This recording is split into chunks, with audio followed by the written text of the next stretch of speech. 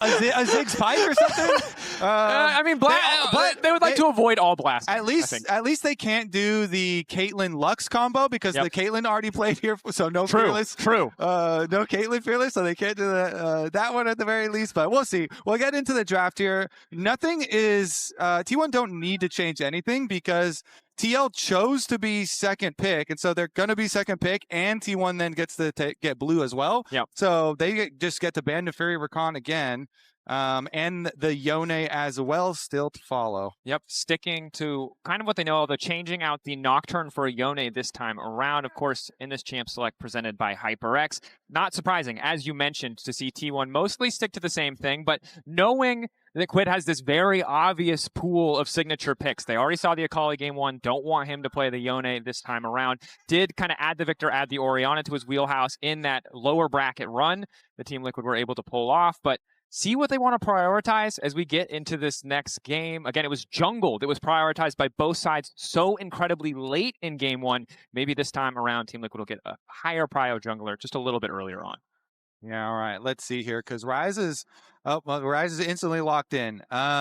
Faker Ryze. You dealt with Faker Orianna, now Faker. Are we going through like some greatest hits stuff of all time? From the struggle, Faker, again, when you match up against Faker is there's a lot of greatest hits. He has a lot of good hits. This man really doesn't miss. It's kind of like the Queen greatest hits discography. There's like 3 CDs of greatest hits here, brother. Let's see what they decide to play into it, because, of course, there were adjustments to all the mid lane champions. Anivia still is, a good, preferable, possible matchup into it. And they go with an early Nautilus as well, investing super early on into Nautilus. Sometimes that can be scary. If your opponents then immediately answer with some counter engage, or Trundle or something like that, then the Nautilus can end up dying a lot. But they're jumping on the Nautilus Senna train here really, really quickly, which is interesting because Senna got some pretty hefty changes too. Yeah, remember that Senna and Static Shiv used to just be an incredibly powerful interaction because Static procs on hit effects and her Q cooldown reduction was on hit. Now it's on attack, so that interaction no longer works. Not sure if we'll still see Static for Senna, but it was a pretty hefty hit to her overall, as well as dropping the soul rate when she plays AD Carrier, when she is the one farming.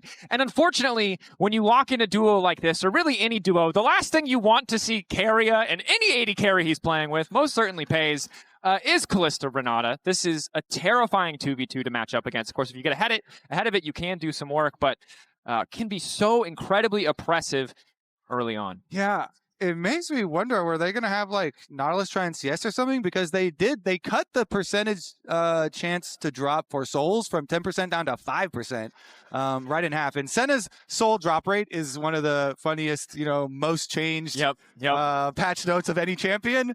But they, we're on the cut. Senna's on the cut for that. Okay, but now we're going into Peyz Kalista at MSI. Now, Peyz did win an MSI. That's and true. Dropped a 28 bomb Kalista game, I believe it was, in 2024. Okay, so we'll see.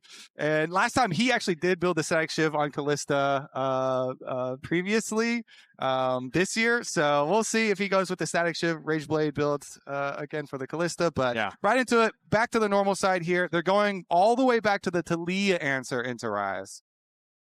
Taking that option, of course, a lot of potential mid-game playmaking with the Nautilus, with the Taliyah, see what they can set up in the jungle, banning away the Scion, recognizing that in a lot of the earlier stages of the game, they're really not going to have the damage to get through that tanky front line.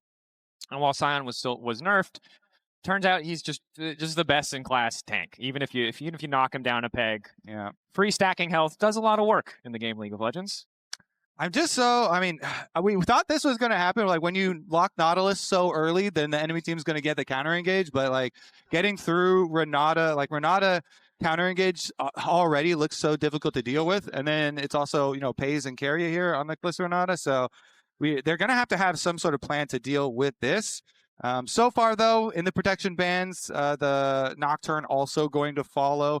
Now, Oner's Nocturne is legendary, and the Nocturne nerfs were pretty fake as far as the nerfs that hit it. It was just the damage of the spell when it hits. Yep. But a lot of the importance of that spell is the attack damage amp that you get on the trail and for your combos. So Nocturne's still very much completely fine after those nerfs. They didn't really move him at all, so definitely deserve ban still. T1 banning 2 top laners in the Varus and the Renekton, presumably just trying to make sure that the counter pick that Team Liquid have afforded themselves picking a second pick isn't too devastating on the top side of the map, but Team Liquid could have saved their final pick for top side. And this is a Rumble in the jungle, which I doubt. And Rumble, again, another champion who was hit a little bit with the nerf bat. They're just opting for the blind here, trying to set Josedeodo up as best as they can. Okay, a little guaranteed engage here with the Vi would be pretty nice. Combo for T1. It also takes away, because Vi is so good in keeping people on Rumble ultimate. And Vi also, that ultimate can set up the Ambessa ult really nicely. That is a pretty good combo.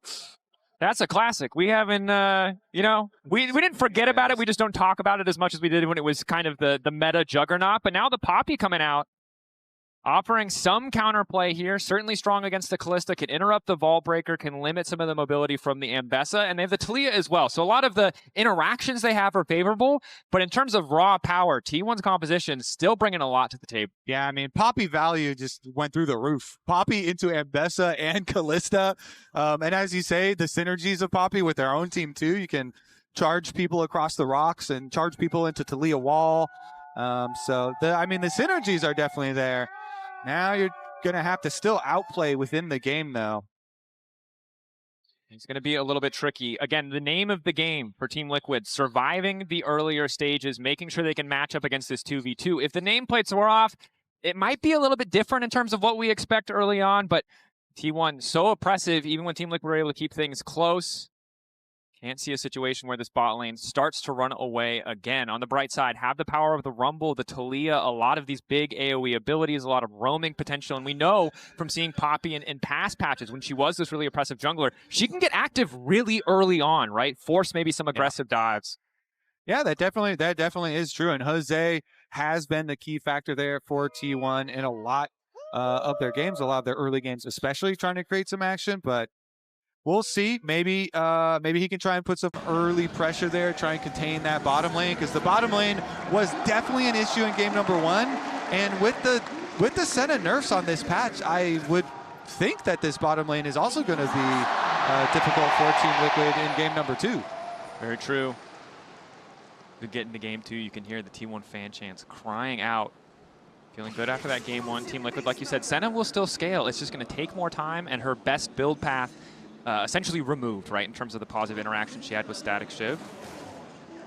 So keeping our eyes across the board on this early laning phase. Remember, game 1 started with some potential map splits, some nice early aggressive jungle invades, but with how strong the Kalista and Renata can be, although we're already seeing a bit of trading here, the most immediate damage, the shielding is there from Keria.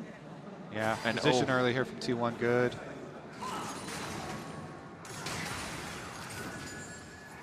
I mean, you just can't. I feel like you're going to stack souls so slowly anyway, and then also with the percent being dropped down to 5% from 10. All right, we'll see. We'll keep track of it. I think correctly so. The observers are focused on the bottom side. Yeah, they're ready. They know. And at least as you can see on the mini map, Team Liquid do have Poppy pathing down to that lane, whereas T1 have Oner pathing up towards the top side of the map, and Team Liquid will be seeing that as well with the vision ward here. However, T1, they had their ward first, so that ward saw the ward that was placed by Team Liquid, so Oner knows that he is on vision right now, and they are tracking. And if you're wondering why Poppy is getting picked, of course, on this patch, she did get the monster damage cap on her Q, the percentage max health. The overall damage just upticked a bit, so her clear speed is going to be a little bit faster, help her hopefully match or at least outmatch the Vi. Vi would be pretty content. Oner would be pretty content just to farm to 6, but we know Jose can't get a little bit more active, especially when he has the Stormranger Surge. Nice hook going in for Core. Immediate response with the handshake to just disengage there. But T1's bottom lane, full control here over the 2v2, but the appropriate level of caution, I think, for Yeon and Core. And that was a full 6 CS lead already, like a full wave lead for the T1 bottom lane, keeping that pressure up. Again, we'll see about jungles heading down there, because right about now, Jose finished up his blue, and then he'll be done with his clear. Quid popping the Ghost. For a little bit more damage. Ooh, forces the flash out from Faker. And it's what we wanted to see in game 1 in the matchup between Orion and Akali, but getting it here certainly is good as well. Josedeodo Not the easiest wall angles or setups in mid lane, but maybe can force that advantage, generate something greater for the side of TL. Another hook, quick trade. Guardian there though, another sum that was changed. They hoped it would buff the ranged or the melee champions, and certainly will, but Keria is still happy to make use. Meanwhile, Jose was thinking about a look here towards Faker, but Faker gonna back off to a pretty safe area. Canceling the recall, I mean, still has a little bit of time there to work for second clear respawn, so probably not gonna inhibit him too much. Meanwhile, Keria does clear out the vision here preemptively for Oner. And Observers, shout out to Observers, by the way. They are teasing us with Fog of War and have been for these first 2 games. Is there someone in the bush, Observers? Yes, there is! Oner taking his sweet time to walk in, making sure they can initially tank. Yeon still surviving for an extra moment. Reset now coming in. They need to get that kill so Keria can live. They make it happen, but the damage from the tower is still enough as it's heated up. 1 for 1 on the bottom side, but Quid. the AD carry down. Quid has to make the difference. Oner on the retreat. Core trying to keep him locked down as Peyz is able to retreat. It looks like Oner now set to fall. Dashing through, giving the kill over to Core just to deny Quid that gold. Okay. Yeah, Quid actually had loved to get that last hit. Here we see the top side though moving down. Doran 200 HP is going to back right off, but they go for another dive. You know, they clear the vision for Oner and send it on in there, but that also uses a lot of jungle time. And because of that being revealed there, Jose comes in. Jose was able to take away the Gromp, it looks like, but not the Wolves. Oner is back. Faker already has push in mid lane. You can see a TP top lane though, so Josedeodo knows as much as he was first, he is the one who has to back away. Or never mind, because it was a clear from bottom up to top, so the Gromp wasn't there. So no thievery at all by Jose during the response time. The vision, nice to have, but because they spotted him in the jungle, T1 could be relatively sure that there is a bit of vision laid down there as the battle over the control wards. Both Faker and Quid going to take that information away. We look back at this bottom side play, T1 mostly making it work. Okay, so they do. Keria is the one tanking over here, and Core says, okay, I'm going to make sure you pay for this with your life. Even though he did get the bailout, the other tower shot was still there. So good heads-up play from Core there to go flash and get the root to make sure that at least they were going to get that Keria kill. And then, because Quid moved down, Oner's like, okay, fine, I'll run away from this Taliyah, use my little Q to make sure Taliyah can't get in range. And so I'll at least give this gold over to the Nautilus rather than to the Taliyah. And you can see the faces on the coaching staff there. As much as we're talking about the silver lining of that cloud, it's still a cloud, it's still difficult, right? Yeon not able to stick around in that bottom lane, falling wildly far behind in terms of overall CS. Is Quid now rooted up. They force out the Unraveled Earth, but they're not going to stick around for anything else, hoping to convert this into a play onto Josedeodo. Quid here too. A lot of free damage picked up early on, but the flash forward from Keria, handshake back. They know Yeon has no flash and no way to get out. Ripping the Ren stacks out of his back as Team Liquid will at least get one in return, but it's a solo kill. Morgan on the top side. The tower heating up, but not enough to finish. A double in the bot for Peyz as they're on the chase. The flash forward. Josedeodo to body block. Quid looking to make his way out. Flick back is good onto Keria. Handshake there, but the bailout is not. Josedeodo needs to retreat. Flash away right as he gets the Storm Raider's surge. The additional movement speed taking him away. Team Liquid fighting fire with fire. Biggest, scariest thing is going to be Peyz on the map with 3 kills in Kalista here. That is terrifying. However, Lord Morgan getting the solo bolo up on the top side is also pretty impactful. He was the lone gold leader for a while in the previous game for Team Liquid, and now he's setting himself up for success there with a very nice little move on the Rumble, invested the flash and the ultimate to do so, and he's used that money to get, you know, his steel caps, and we'll see if he can have an impact in the team fights on the bottom half of the map. They will need something to kill. Wait a second. Oh no. Oh, that's not good. Oh God. Cut the tape. Well played by Faker. A little bit awkward for Quid as now we see the 2v2 in the bottom lane. Still only level 5s here. Yeon and Core doing the best that they can to fire back as pretty easy Drake pickup for Oner after what he saw in the mid lane. And yeah, just a bit of an oopsie there. Yeah, Faker walks up and sits Quid down. Here's another look at the solo though. Okay, so he uses ultimate here pretty early, getting all of his harpoons, and little nice back step there on the ulti. Good chase down. Knew he had the full damage, invest the flash, But here it is, Keria as well. As you pointed out, Yeon had no flash from the previous tower dive, so Keria knew he could get that one. Was exchanged for the kill early on Oner, and Faker was pretty low on mana at the beginning, but then after Peyz gets both of those kills on the bottom lane, flashes forward to try and keep it going. As you know, at the end of that story, though, of course, is the Poppy still lives. Poppy still does live, and they are able to get the kill on Keria, who did not have the bailout back up in time. Team Liquid control on the top side of the map, again, built up by the lead from Morgan. You mentioned it, but this is a guy they prioritize and draft 2 times in a row now. It was Yasuo in game 1. The Rumble this time around, still a blind pick, but the limit options for Doran were pretty limited, and Morgan doing the best of a good matchup, or making the best of, excuse me. And Morgan's time in North America has been very interesting, because as soon as he came in, he was one of the premier laners, for lane phase at least. Maybe we'll have a little bit more action, though, as bot side. Flash forward, lockup is there again. They know the summoner's not available, makes the kill so easy for the side of T1. The power of that Vi, a little bit quieter pre-level 6, but post-level 6, just reliable CC setup. Yeah, good invade, and Faker is not hesitating. He's not messing around this game. Flashes in, roots him up.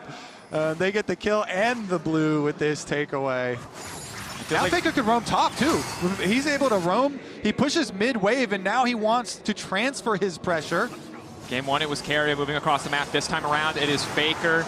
Easy lockdown there. Doran immediately going to respond on a CC target with an ulti just to secure the kill. Morgan, that top lane lead will start to fall away as he uses the equalizer to stop any counter push. Bot lane, though, knockup is there. Immediate ulti coming in from Yeon. Josedeodo on the chase, but Oner is here as well. Looking to come in. Peyz locked up for a brief moment. Ulti from Keria going the wrong direction, but it might not work out. Peyz still holding on for a little bit too long. They can't get a kill back. Core, the only one to fall. Peyz sub 100 HP. They're desperate to get anything. Wall in from Quid. Isolating Peyz. Gets the shutdown in the meantime, and now it's Keria, who might be in trouble. Oner trying to clear as much as possible. Quid lurking in the darkness, hoping to lay down another minefield to flick Keria back into his waiting arms. The Team Liquid spending a lot of time, and it's Faker on the way. Faker in the fog of war, the unseen threat. No Realm Warp, but the warning, the Scryer's Bloom, signs the cue for Team Liquid. They need to get out. They certainly do. I mean, it is action-packed here, the full scrap. It's still getting a lot more money for T1, but TL finally do get that kill onto Peyz. So Quid is the recipient of the shutdown money here on the Taliyah. Be good. Peyz, though, 1.5k individual gold lead. First item already completed. We take a look back at the start of this fight. And so the whole time here, yeah, Team Liquid, they want to get the Peyz shutdown, but Oner is going to be here for the counter gank, comes down lane. They got the full initiation from Core there with his ultimate and flash use, and then they try, but they just couldn't barely finish off Peyz there. That healing at the very end does delay his death, even though they were able to take down CoreJJ and the Nautilus at the beginning. Getting the extra shutdown there for TL is nice. Of course, they also, if you're talking about adding up the different moves that were used, the only reason why Quid got to be down on the bottom side is because Faker had just made a top side play where they killed Morgan. And so if we're going all the way back, counting up where all this extra money has come from, a chain of events there started with Faker making plays on both sides of the map. And of course, checking in on the scaling element for Team Liquid, Yeon on this Senna. We of course looked at all of the soul data across Split 2, whether it's Road, MSI, Spring, whatever your region did call it. 25 at 10 minutes, it's now 11:30, he's around 26, so probably a little bit behind where he would have been at 12 minutes, as expected. Of course, you still get souls in laning phase whenever you're able to hit someone twice or Q auto, so behind the clock, and I imagine it gets worse as we get later into the game. It's going to be harder when he doesn't have the free time to auto-attack in lane, but maybe he gets to follow Josedeodo around and pick up a couple jungle camp souls. Yeah, we'll keep track of it, see how much delayed it is, if it's a huge impact or not. Meanwhile, Morgan right back to it here for the Rumble, been doing very nicely for himself. They're trying to leave Yeon here a little bit. I mean, the jungle is just so heavily warded up. T1, look at that deep ward up behind. Oh, Jose, and now they're gonna... the one setting up the play. They're the one setting it up on him. Already used the steadfast presence, forced to flash away. Core there to cover, but losing that sum 2 seconds before the Drake starts. Incredibly frustrating for the side of Team Liquid. Keria continuing to walk forward completely unafraid. Ulti onto Peyz. Now the pullback coming through onto Keria. It's immediate re-engage coming in for Oner. The flick back is good from Quid, however, and they've locked up T1's jungler. The bailout is there, but they can't finish the kill. Jose manages to live. The turn back. Peyz in trouble. Already the bailout gone. Now it's Faker versus the world of Quid to seal the deal. A triple kill in the mid lane for TL. Welcome to the circus, indeed. Morgan actually arrives late. Okay, it would have been best if Morgan actually didn't teleport down there and he went back up to the top side, because now Ambessa's actually going to get free tower money. But still, look at this. So Team Liquid, they're on the wraparound. They know that T1 are going to continue for this, and so they set up for it. Yeon hits the root into CoreJJ, going for the engage, and even with the 3-person ulti there from Keria, because Quid has a really good spot to try and burst down Oner. Look at the difference in HP. Jose is so low, the Rend barely does not kill him and does not give the bailout for Oner, which meant that they're able to get the early kill, and they have the presence there to move up on Peyz. Triple for Quid. Absolutely massive. You can see the joy on their faces. Look at. He didn't know. He didn't know. Was he mad at them or was he proud of them? And I'm telling you now, he was proud after that play. Team Liquid making the most of that choke point, putting the advantage that Taliyah has in these early to mid-game fights, making sure that T1 had to fight into them. Well played. Maybe an overextension by T1 as we see yet another 1v1 between Doran and Morgan. This time around, though, equalizer. Doran with the re-engage. Morgan keeping the heat at that threshold as he tries to backstep, recognizes this fight not going his way, but now the Hex Drinker has fallen away. Doran still dashing in. Morgan Flash in auto! Well timed! Morgan has Doran's number! Yeah! And now on the top side, they're looking to lock up Faker. Knock back to the wall. They don't quite get the wall bang. They don't get the stun, but Faker sprinting out of there as fast as he can will manage to wake it away. Oh my goodness, Morgan with another one. This is certainly the return of Lord Morgan. Pushes it on bottom side again too. He's gonna have the extra pressure there. TL have the pressure on top side. The blast cone, oh! He did not know. He does not go for it. And Faker's able to finish the recall there, but they still have the pressure. They still push it on both towers. So the minion wave on bottom side died. The minion wave on top side also dying here. And now Team Liquid are actually pushing ahead, and their gold lead now cresting 1,000 with all the action they have been able to create in this game in the bottom side of the map. And they even chopped down on some of the gold lead there that Peyz had over Yeon. Yeon obviously still very far behind. However, these extra kills that they've been getting on the Kalista, very, very helpful, very significant. And as we saw, all 3 of those bottom side ones did go into Quid, who has been such a star here for TL when they have had their resurgence. And people have been looking for him to return to his MVP form. Now on the international stage with 2 items and... Oner on the flank immediately. They know Quid has a target on his back. He's the one with the gold advantage, but Oner doesn't have the backup that he needs. Ulti across the entire team coming in for Keria. Lockup is there, and it's Yeon who finds the snipe. Jose now in trouble. The flash in, a hook from Core is flawless. They've locked him up, but they're not bailing out anybody on the side of T1. TL taking the fight. Oh, they're doing it! CoreJJ, he got his Nautilus ultimate off on Oner just in time. So even though Oner escapes over the wall, he's still in place, and Yeon could have hit the Senna ultimate over the top. That burst damage, Team Liquid are going to get the objective afterwards as well. Rift Herald will be theirs, and they can push the minions through. Massive fight for the side of Team Liquid a moment ago. It was Peyz and Quid, both of them massive gold leads over their individual number, but after that snipe from Yeon, basically evened out. Only 400 between him and Peyz now. Team Liquid, because they've weathered the storm of that early game, because they found these advantages, really making the most of their composition. You can see how hard it is for T1 to dive and get out scot-free. As much as they feel like the bailout is going to save them, it just has not been enough in the past few plays. Man, Quid upgrades into a Magi Soul Stealer! He had 10 stacks and he is feeling it right there. Take your shot, man. Take your shot. Versus T1, they've got the gold lead. They've got the confidence to upgrade to Magi's, and here it is. They have a lot of vision. Oner is the one who starts it out, though. Him and Faker coming from behind through the jungle, and Oner took the brunt of the damage, just took so much damage on the engage there, trying to put the pressure onto Quid, but they are able to burst him down. Yeon, as we said, hits the snipe because of the Nautilus ultimate holding him in place, and then CoreJJ says, fine, I'll go for another one, and he hits the flash over the wall, into the hook, onto Peyz, and they delete that Kalista. Another charge coming into the mid lane. CoreJJ immediately going to retreat.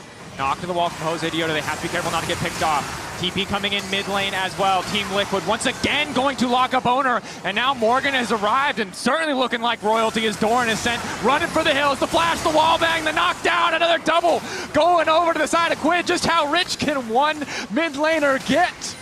I mean, look, at the beginning of that play, you saw Faker on the screen for a second, and that Ryze noped out of it. He turned back around immediately. He saw the teleport go through. He's like, what? And that's 2 plays in a row, because when Oner went in the previous play, Faker had to back up because Josedeodo's waiting there to knock him into the wall to stop the potential follow-up. But Peyz, hungry for blood. Lockup is there. The rest of the team, however, is not. Josedeodo finally arriving. Flashback coming in from Peyz, trying to turn this one back, trying to make the most of it. The Ren stacks coming through, but Quid has arrived. Once again, the savior just in time. 22 stacks in the book. Legendary against T1. T1 are trying to fight their way out of this, Drakos, but they're fighting into TL numbers. And TL, they all collapse around mid lane to defend Yeon and CoreJJ there. Faker stayed on the top side. He was trying to Swift was trying to get the tower, while the rest of the team is just sending it. And you can see in the Coinbase gold grind, all that money from minions, pretty nice, but it's the kill gold that we're checking out on the side of Quid. Almost 3K picking off members of T1 left and right. And this is a hard game now to play for T1 because we can see how they set up picks, but we also see the Taliyah and the Poppy who make all those dashes so difficult to use. Hey, any NA fans that were thinking about going to sleep after that game number 1, now you got to stay up. Quid's going to make himself a statue for style points after he pops the Scryer. You're staying awake and you're getting a noise complaint from at least 2 of your neighbors if you really believe in this. Dude, that was actually an arm guard too. It's not even a full Zonia's yet. That he broke his arm guard for that. That is true style right there. There you go. Commitment. A little bit of flair. Just like the Medjais, though, we're going to have to see what happens in this game to decide if it was genius, if it was flair, or if it was a big ol' oopsie. I mean, that's what nervous excitement looks like. That's kind of what our coach cams were also, where they were very nervous to be excited. Faker now in the side lane, will roam up away, does escape no problem for himself. But for the TL side, after game number 1, Yeon must have been feeling really down. And the entire Team Liquid team, but they're bounced back, and seems like the morale here going to improve at least in this game. We'll see. We'll see where they go with it. Definitely a little bit of nerves and it's hard to be certain. Yes, it's hard to be certain about what the morale is, but I would say that the Medjais is generally a good sign that the team is feeling good. Certainly at least the mid lane is Team Liquid extending, pressing forward on their vision line. They have top wave push already, so trying to chip away at the resources, kind of resorting back to clean, fundamental League of Legends. Happy with the fights they got, but not looking to overcommit or overextend. And I do think they should feel confident and they should feel excited because, they've got the gold lead, but they also have some really good counters into the T1 champions. Poppy and Taliyah make it very difficult to play Ambessa, to play Kalista here. So very good stuff and setup here for TL. I loved this quote, by the way, so we had to grab it from NA Men. And this was the follow-up. You remember the Analyst Desk introduced, Pioshik's quote the previous time around about God has abandoned us. Gon says, you can only pray, but God has not abandoned us yet. So let's see how it goes. Gave you a little side eye in game 1. You're getting the full glare in game 2, I think. Let's see how it goes. However, pressure again. T1 still looking comfortable in the side lanes. Faker does have to be careful. Doesn't have the Realm Warp. It was burned previously. But for TL, Senna not the best at taking down the Baron. Rumble certainly does do good damage, so really want to be in a more advantageous position. But it's only 21 minutes. We've been playing at such a breakneck pace, and honestly, both these games flash in. Lock up there. Faker in the area. Well, the book is looking a little silly now. Shut down. No arm guard. That's the price to pay for style, I guess. It is the price to pay. And now he can upgrade it to his own. Yes. There you go. If he had arm guard, he literally has flash, so he could arm guard and he could get out of that for sure. He would have lived.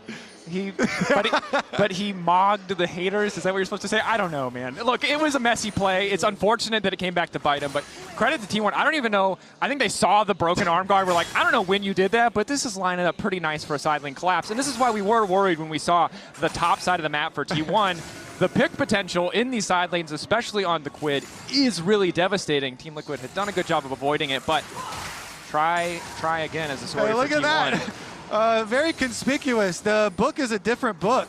That's so. Kobe, he finished that book, bro. He's on to the next one. He's just a very rabid reader, bro. He's just on to the next thing. Yeah. A book a day, or 2 books a day. 2 books a day. At least. Well, the good news is, if they win this game, it's all fun.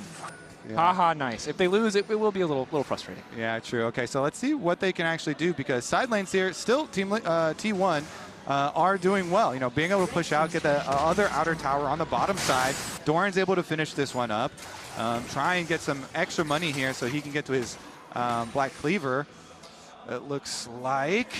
Meanwhile, T1 in kind of control mode now. They went full send. That they did. For quite a while there. That they did. Trying to fight their way back into the game. But since then, seems like they've calmed down after they had the 2 plays where Faker had to pull. Wait a second.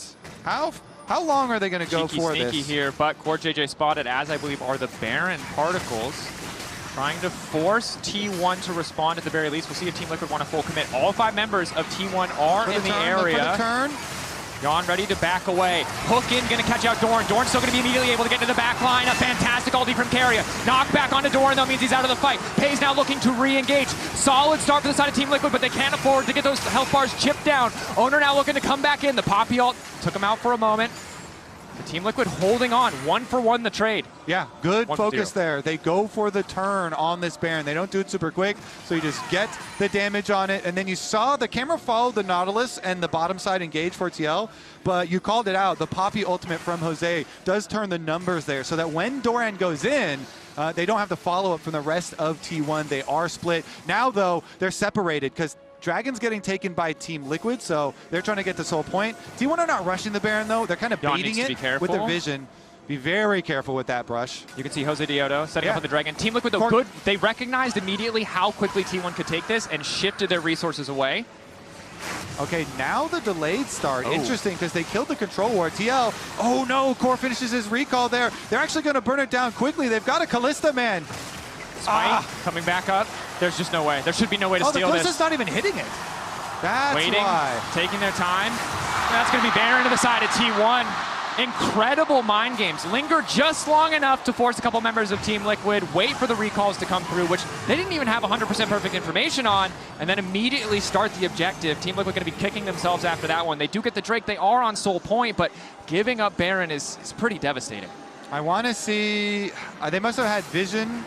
They must have known that T1 gave them vision of Peyz recalling or something, I presume.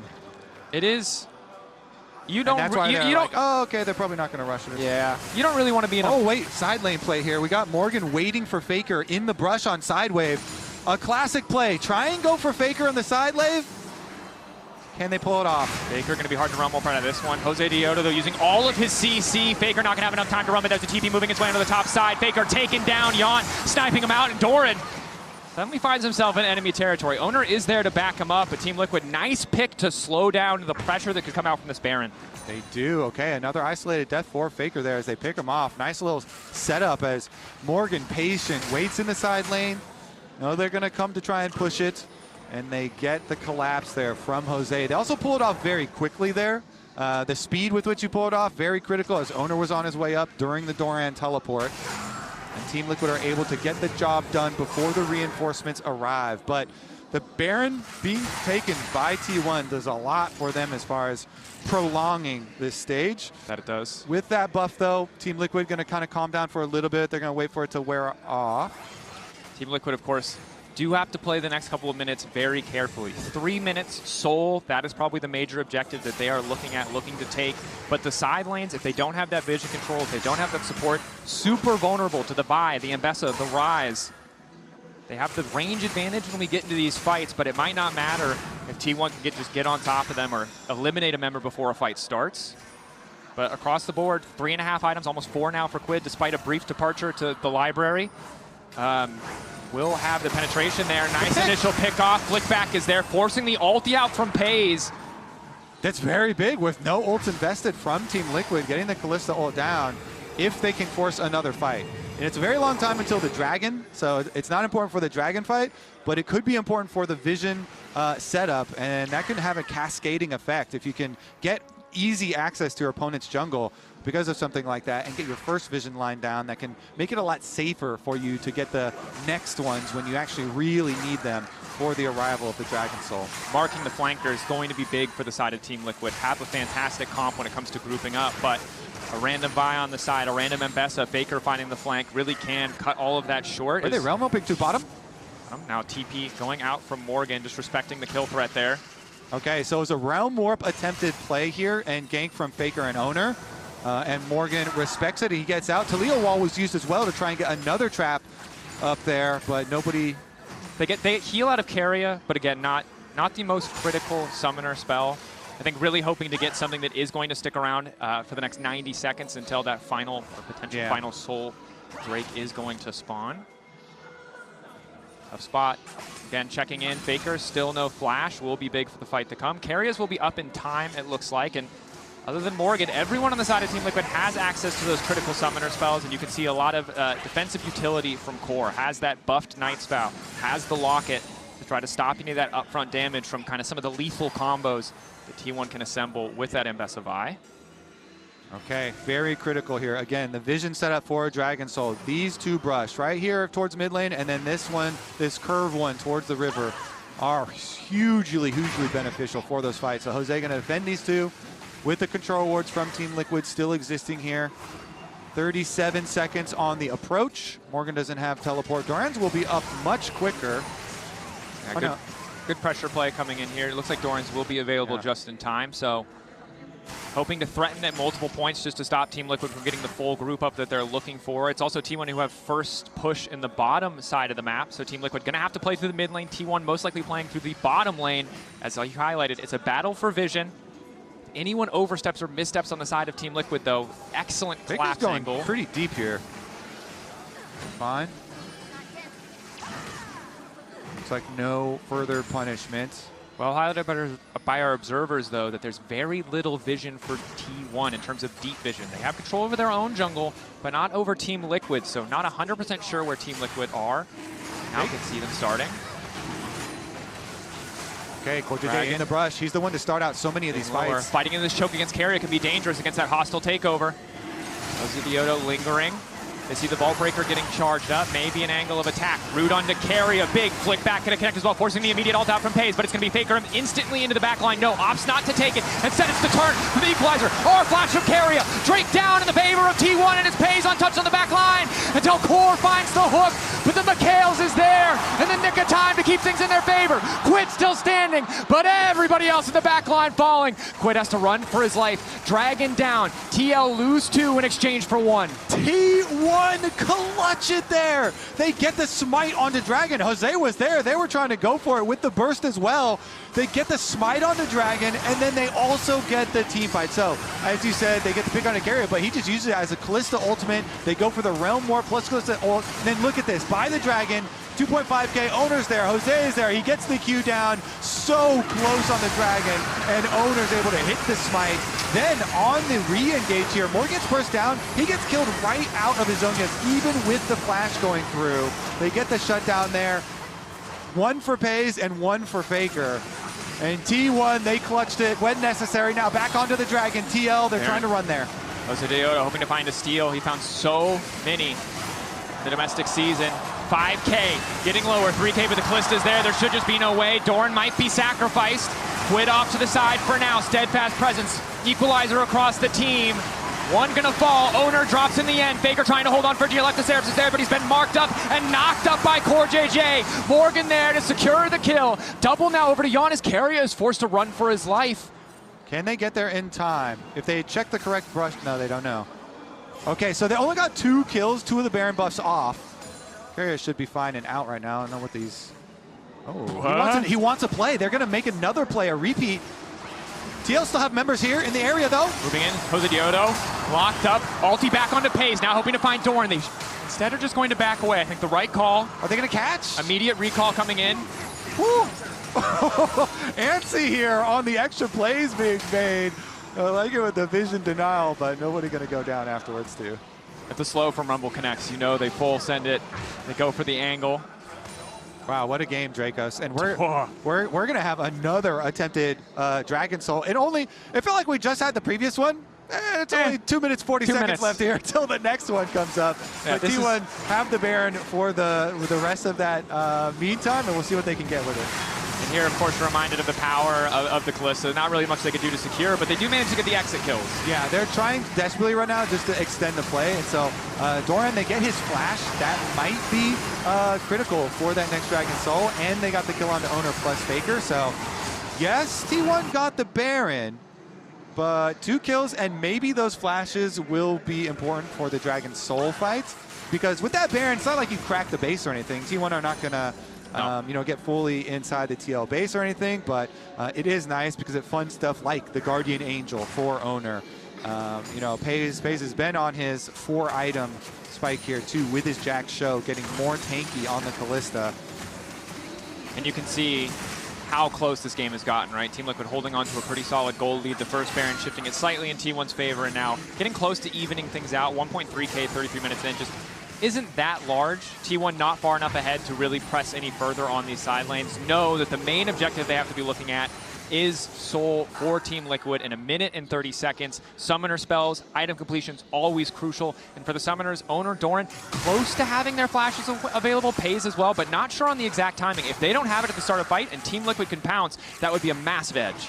And Yeon there on the Senna, early stages were rough, but he is up to 94 stacks on the Senna and has the IE 4-item power spike here with the Hex Optics for extra range. So we'll see if they can actually utilize that range effectively to try and keep him safe. We've seen a lot, like Doran was using his Ambessa ult straight for Yeon. They do have multiple of these point and click with Oner as well to see if they can try and take him down. And the Zhonya's Hourglass is working for Quid. And we're going to hope that it stays that way for another 40 seconds till the Dragon Soul comes up. And both Kalista and Ryze comparatively short range, right? But if they can get on top of you, if they can get past the Taliyah, if they can get past the Poppy, and it's just Quid and Yeon left on their lonesome, the amount of DPS they can deliver is astronomical. So Team Liquid really have to hold that line, use those defensive cooldowns to stop their backline from getting dove. I mean, yeah, we saw Faker just pumping in the previous one. The Death Cap and Actualizer on Ryze does so much insane damage. So you have to be very careful about grouping up with people. Do not want to get bursted down here in a clump. It's definitely very, very dangerous here with the Ryze at this stage. And Peyz has a QSS in addition to Keria's Mikhails. And we've seen this before. T1 playing through the bottom lane, leveraging that pressure to move into the river. Mid lane, the story for Team Liquid. So both sides kind of drawing this line of scrimmage in the river. And either side fishing for a flank, although Morgan's starting to poke, trying to check. Ulti coming in from Jose is going to knock out one. Immediately someone's going to step forward to body block and just keep him in the pit. Lockup is there. Root is there. Mikhail's coming in as well, but it's Morgan right on top of Peyz. Peyz holding on for a second. 3K on the Dragon, but all sides have forgotten it. Peyz still living. Flash from Keria to keep the fight in T1's favor. And Peyz just refuses to die. T1 will run them over. Jose still wants the Dragon Soul, but Oner's going to try and keep him off it. The battle, and Oner comes out on top. The fight in T1's favor, the objective in T1's favor. Jose sent running. T1, holy! They thought they had enough damage to kill Peyz there. For TL, they invested everything. Morgan flashed in, but Jose's still trying to live to see the Nexus explode. He's not gonna get that opportunity. Recalls coming in. T1 taking game 2 back and forth. But they did not go quietly. They did not let that edge from TL go unpunished. And now at match point in the series. T1 team fighting, even when you get a good position in the game, even when they had a decent amount of gold lead there for TL, T1 calmed it back down. They focused back up for the Dragon Soul.